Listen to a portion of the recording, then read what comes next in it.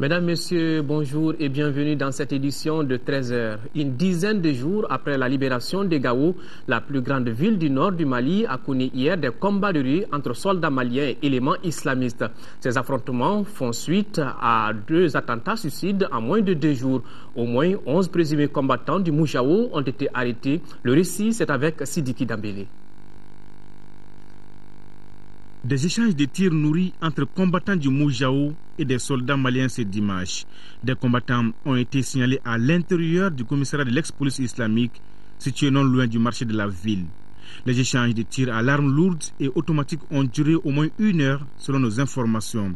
Les boutiques ont rapidement fermé, le marché s'est vidé. Sur la place de l'Indépendance, un renfort de l'armée malienne a pris position. Peu d'informations précises filtrent sur ces événements ce soir. Les communications téléphoniques sont en effet redevenues très difficiles en direction de Gao. Les tirs ont finalement baissé d'intensité. Aucun bilan des affrontements n'est disponible pour le moment. Les militaires maliens et nigériens qui ont entrepris des patrouilles mixtes dans la ville ne cachent pas leur inquiétude depuis les seconds attentats suicides samedi soir. Un kamikaze s'est fait exploser non loin du poste de contrôle de l'entrée nord de Gao. Selon les témoignages d'un habitant de la ville, les islamistes seraient arrivés par pirogue sur le fleuve. Ils auraient rejoint le poste de contrôle au nord de la ville où ils auraient visé les militaires maliens. Conséquence de ces nouvelles actes terroristes, les mesures de sécurité ont été renforcées aux 4 entrées principales de Gao. La route qui monte vers le nord en direction de Bourem et de Kidal a été fermée. Par ailleurs, des militaires français sont venus en renfort des militaires maliens pour assurer la sécurisation de ces secteurs. Loin de renoncer devant la poussée militaire, les islamistes ont bel et bien changé de stratégie et opté pour la guérilla, les attentats suicides.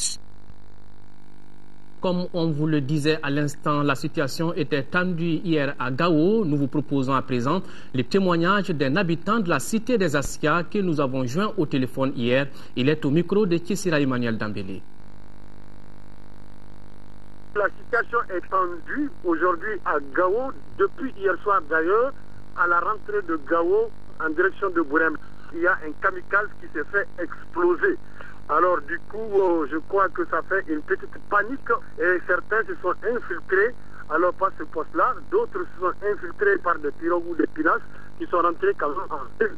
Et depuis ce matin, alors on entend des tirs nourris alors en ville et les militaires sont à la poursuite des islamistes qui se sont infiltrés.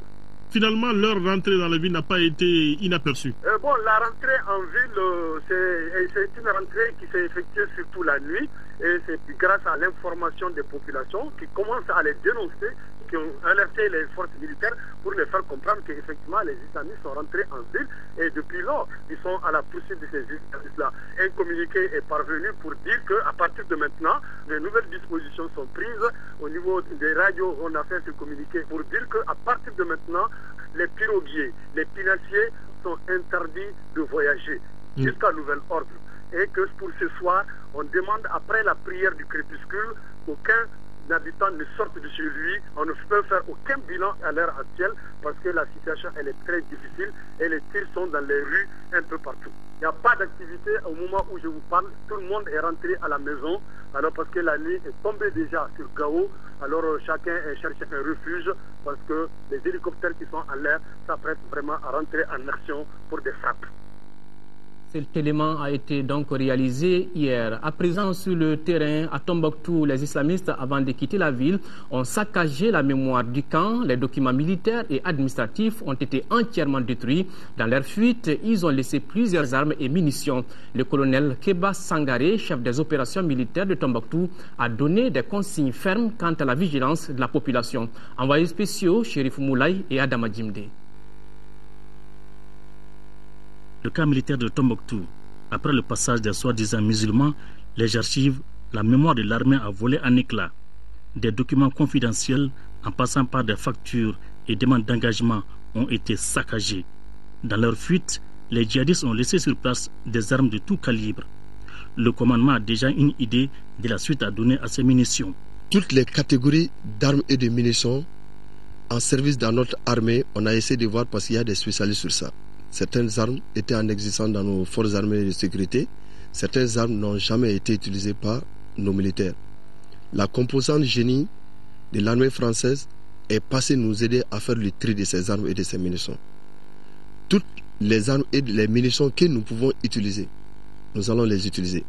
Toutes les armes et les munitions qui s'avèrent dangereuses pour l'utilisateur, on a déjà pris contact avec le génie français pour venir nous aider à détruire ces armes. Il y a des canons de 37, il y a des canons de 20, il y a des lance-roquettes et il y a même des missiles sol-air. Il y a toute catégorie de grenades. Le colonel Sangaré a invité la population à plus de vigilance par rapport aux éventuels engins explosifs disséminés à travers la ville. Le message a été bien saisi car les jeunes se sont déjà organisés dans ce sens. Face aux allégations d'exaction qui pèsent sur les militaires maliens, le procureur de la République près la cour d'appel de Bamako, Daniel Amagouin Tessougué, apporte un démenti catégorique. Pour lui, les organisations de défense des droits de l'homme qui incriminent le Mali n'ont aucune preuve. Nous l'écoutons au micro de Sidiki Dambélé. Nous pensons que le premier mur de défense des droits humains, c'est quand même la justice. Quand vous regardez notre constitution, elle est très clair là-dessus.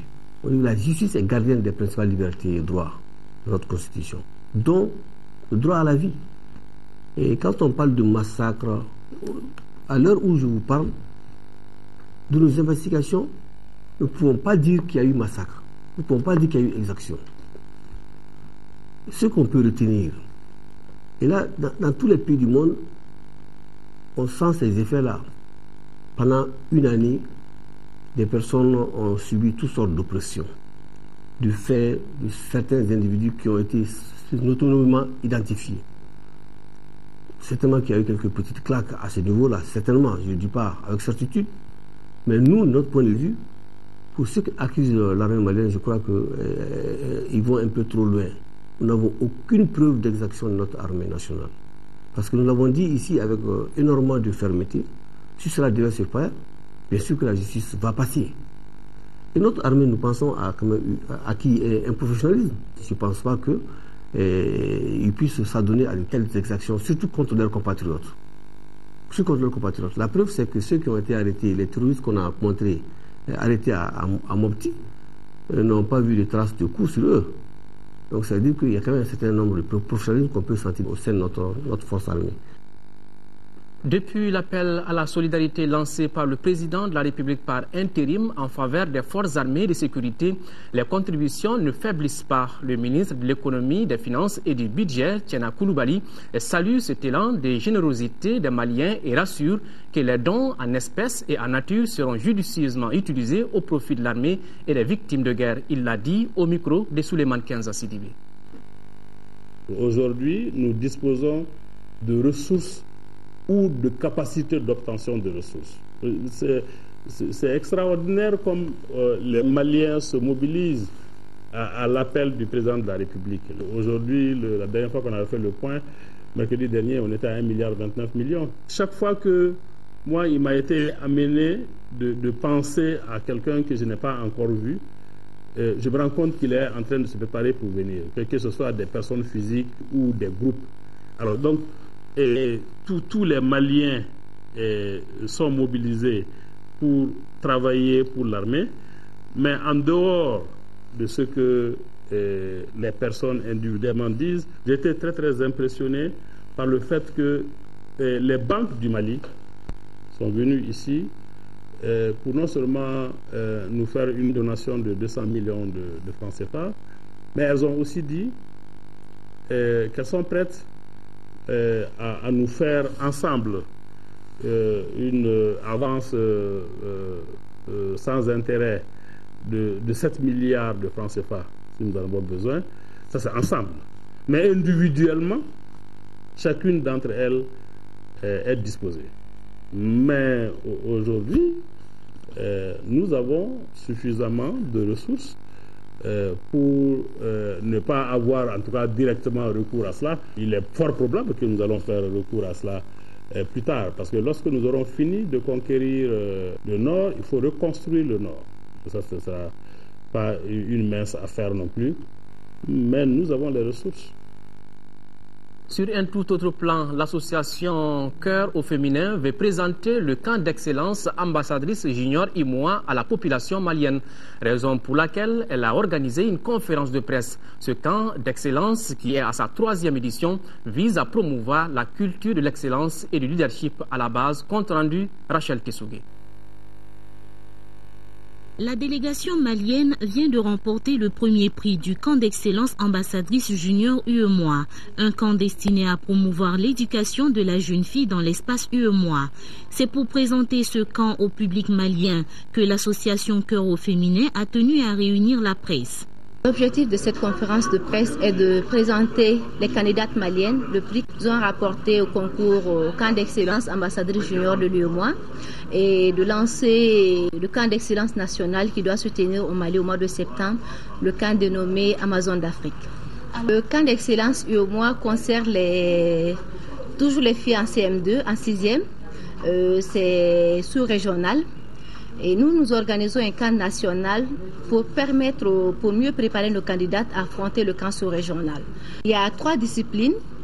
Il y a la présentation du Mali, il y a l'art oratoire et 3e, c'est la culture générale. Les 2 candidates ayant remporté le premier prix sont fiers d'avoir honoré leur pays. Ça m'a prouvé que j'étais encore meilleure et j'ai honoré mon pays. Je voulais honorer mon pays. Je voulais aller de l'avant. Je suis très heureuse d'avoir rapporté ce prix. Au cours de cette conférence de presse, il a été également question du camp d'excellence tenu au Burkina Faso en 2010 et celui du Togo en 2011. Le camp d'excellence ambassadrice junior est une initiative de l'association Denise Shaw en partenariat avec l'UEMOA. Il est représenté au Mali par l'association Cœur au féminin. Culture album Folila du couple Amadou et Mariam donc a remporté la victoire de la musique du monde. C'était le week-end dernier à Paris devant un public en liesse. Folila donc était en compétition avec 3 albums africains. Un commentaire de Fatouma. Du bon rythme. Après la musique, place au sport. Les rideaux sont tombés hier sur la Coupe d'Afrique des Nations Afrique du Sud 2013 avec le sac du Nigeria. Les Super Eagles ont battu 1-0 les étalons du Burkina Faso en finale. C'est le 3e titre de l'histoire du Nigeria avec ceux de 1980 et 1994. Seragatou Cissé. Là également, il y avait de la musique. Ils ont chanté et dansé. C'est tout pour ce journal. Merci de l'avoir suivi. Prochain rendez-vous avec l'actualité, 18h et 20h avec Ndei Sissoko. Au revoir et qu'Allah bénisse le Mali.